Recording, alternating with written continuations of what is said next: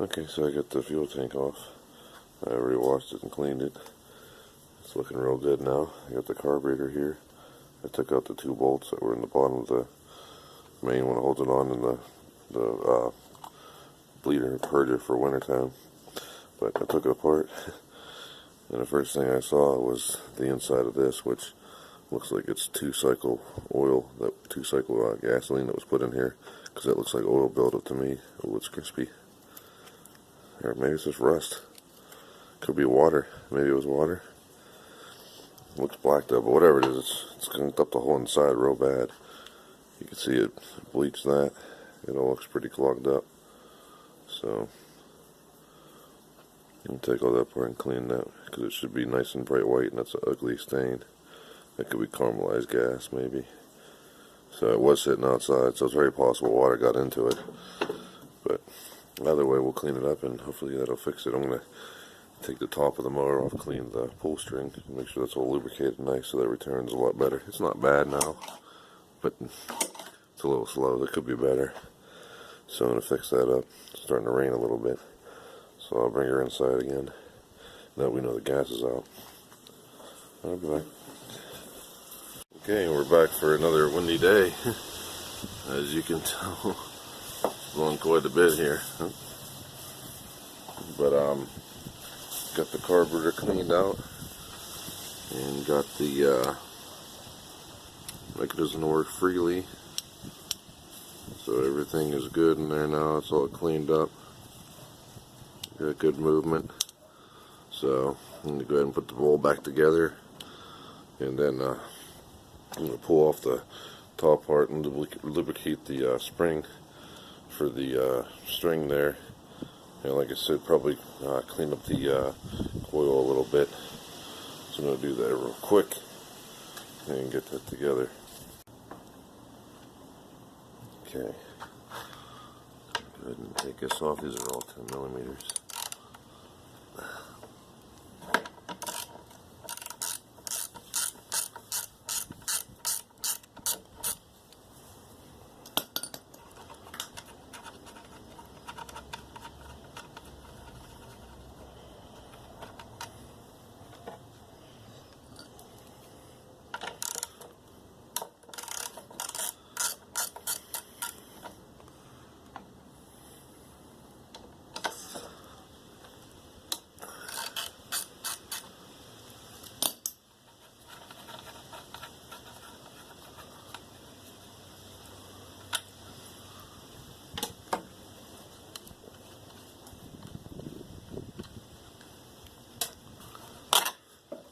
There we go.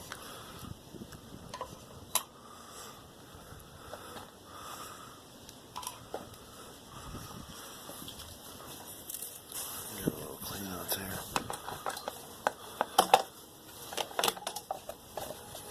There we go. Clean that out a little bit there. Shit. All the crap out of it. So all that shit in there.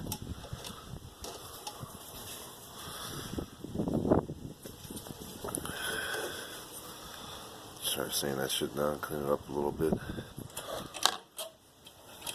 See if I have a deep well 10.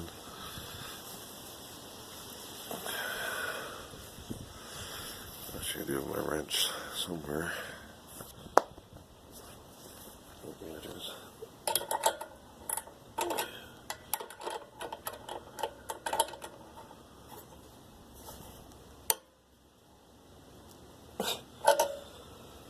Of course, they're not loose. It'd be too easy. Now we moved inside.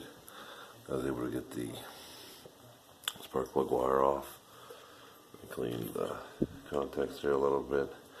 And I try to take the coil out. I got one bolt out, but not so good on the other one. I'll take the spark plug out here. See how bad it looks. It wasn't too tight.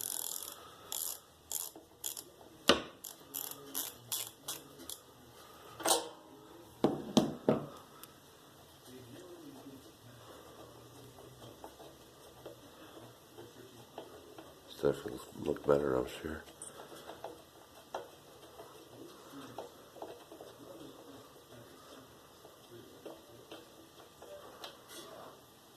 It's not too bad, actually. Looks pretty good. Can't really get the focus on it, of course, but you know, camera.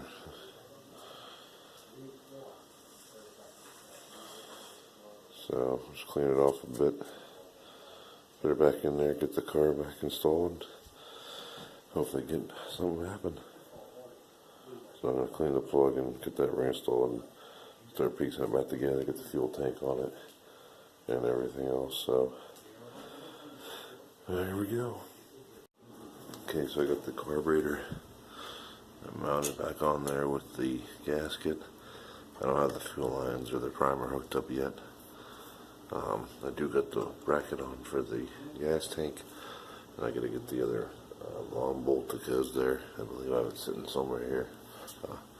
In fact, here it is. So that's going to go. That's cylinder in between the gas tank there. So I got to get that attached. Then I'll attach the back of the air cleaner, which is sitting over there. That's where I get these lines attached. And the gas tank is, I'm going to put the gas tank and get that snugged up first, and then get the lines hooked up. So that's the plan right now. I'm going to go ahead and do that. Get those, like I said, do the gas tank here, and get the lines attached to the carburetor. Well, it's a runner, as you can tell.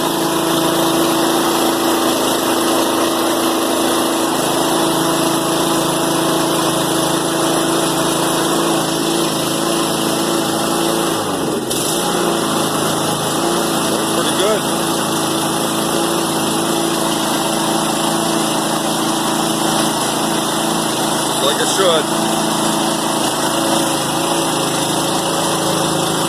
Very happy. So I would consider that an A1 repair. She runs good, even on this terrible rainy day. A little thunder.